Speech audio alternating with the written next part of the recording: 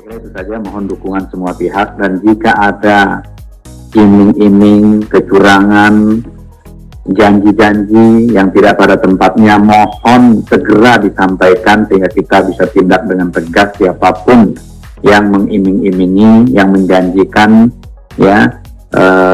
proses jalur cepat, jalur khusus, atau apapun namanya. Karena ujian atau seleksi yang dilakukan oleh BKN itu betul-betul mencoba menjaga keadilan dan kesempatan yang sama bagi kawan-kawan yang termasuk ke dalam target rekrutmen kita.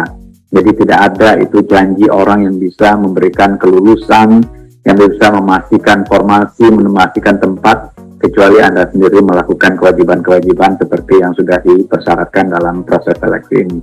Mohon tidak sungkan untuk melaporkan kepada kami, kepada BKN, kepada Panselnas melalui span lapor, juga silakan disampaikan jika ada oknum yang menjanjikan, jika ada oknum yang mengiming-imingi dengan imbalan tertentu dan seterusnya terkait dengan seleksi ASN ini.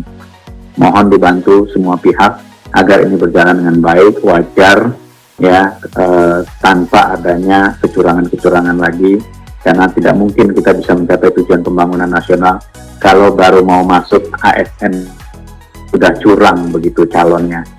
Itu saja dari saya. Terima kasih sekali lagi. Assalamualaikum warahmatullahi wabarakatuh. Terima kasih Pak Deputi. Jadi kita kembali bahwa tujuan kita untuk pengadaan tadi Bapak Ibu sekalian, dan kita jangan terjebak pada godaan-godaan tadi barangkali ada yang menjanjikan kalau ketemu itu bacakan istighfar aja Pak sama Al-Fatihah gitu jadi perlu dilaporkan Pak gitu. Jadi artinya memang ini kan potensi-potensi seperti itu pasti adalah tentang bagi teman-teman yang masih awam terhadap proses seleksi itu gitu selanjutnya kami persilakan Pak Deputi Parnya, ada yang sampaikan terakhir. Terima kasih Pak Ustaz. Terima kasih Pak Deputi SDM. Saya hanya ada dua juga yang ingin saya sampaikan. Pertama adalah seleksi untuk pelayanan dasar ini betul-betul pemerintah sangat concern dan ada keberpihakan yang luar biasa besar yang diberikan oleh pemerintah kepada teman-teman yang saat ini sudah menjadi tenaga honorer di apakah itu di sekolah ataupun di fasilitas pelayanan kesehatan. Seleksi ini dilakukan secara tertutup, artinya hanya bagi Bapak Ibu yang sudah terdaftar di dalam database THK2 yang tentu saja Bapak Ibu adalah status menjadi guru honor selama ini. Begitu juga dengan tenaga kesehatan yang status Bapak Ibu juga sudah tercatat sebagai tenaga kesehatan, layanan kesehatan di fasilitas layanan kesehatan pemerintah. Keberpihakan ini tidak saja dalam bentuk sistem seleksi yang tertutup, tetapi juga tadi disampaikan oleh Pak Deputi SDM, ada afirmasi yang diberikan kepada Bapak Ibu berdasarkan lamanya pengabdian yang Bapak Ibu jalani selama ini. Misalnya kalau Bapak Ibu sudah mengabdi 3 tahun dengan orang yang sudah mengabdi 5 tahun, tentu penghargaan pada yang mengabdi di atas 5 tahun tentu akan menjadi lebih besar dibandingkan yang 3 tahun. Pemerintah menghargai itu.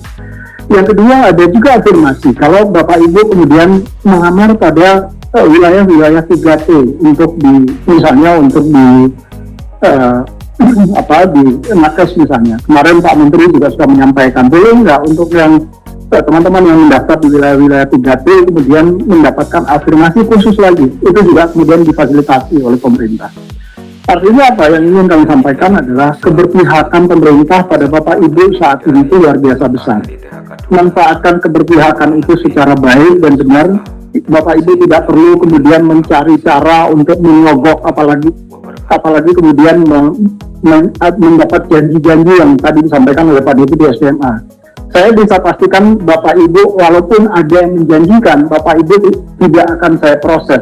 Kebetulan datanya tentu ada di saya.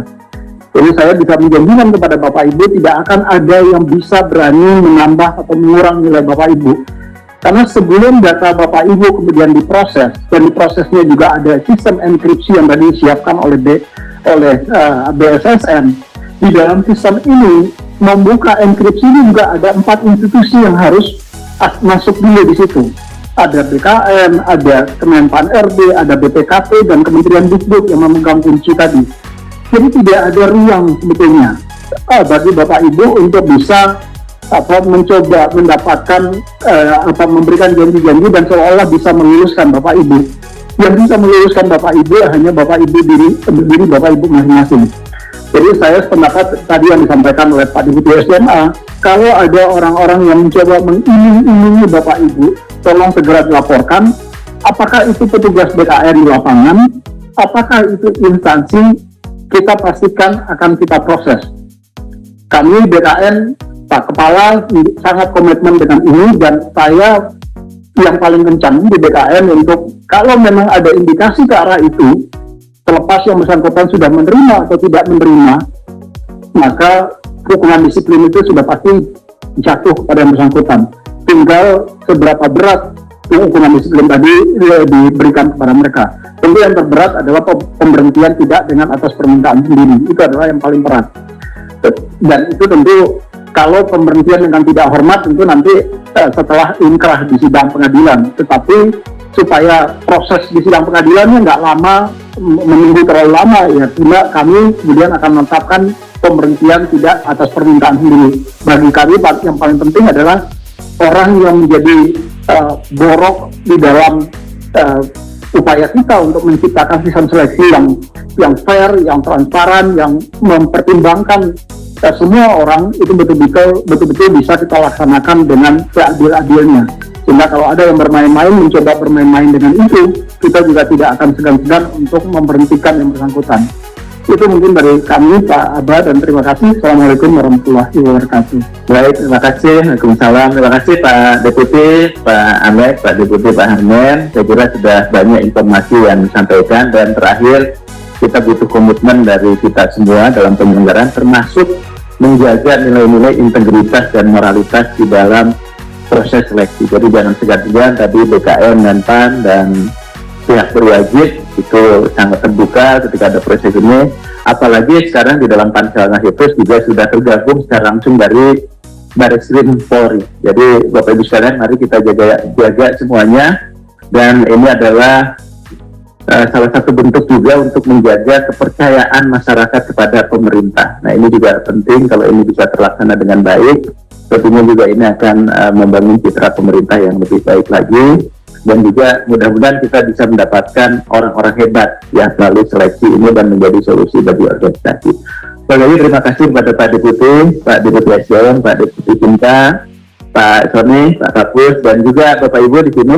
Panselnas juga sudah hadir, Bapak Ibu Katanrek, dan juga rekan-rekan para pengelola kepegawaian, para kepala biro di lingkungan kementerian, lembaga, dan pemerintah daerah.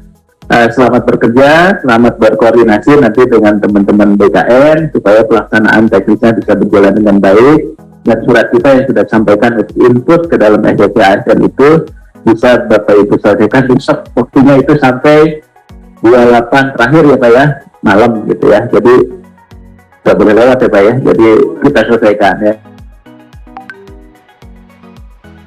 Sudah terpisah otomatis, jadi nggak ada lagi perpanjangan karena akan mengganggu yang lain kalau proses ini kita lakukan. Terima kasih semuanya, sekali lagi Bapak Ibu sekalian, khususnya Pak Deputi yang sudah hadir, juga Pak Sony dan rekan-rekan semua, sehat dan sukses selalu, mudah-mudahan berjalan lancar, dan Allah Subhanahu Wa Taala melindungi upaya kita bersama.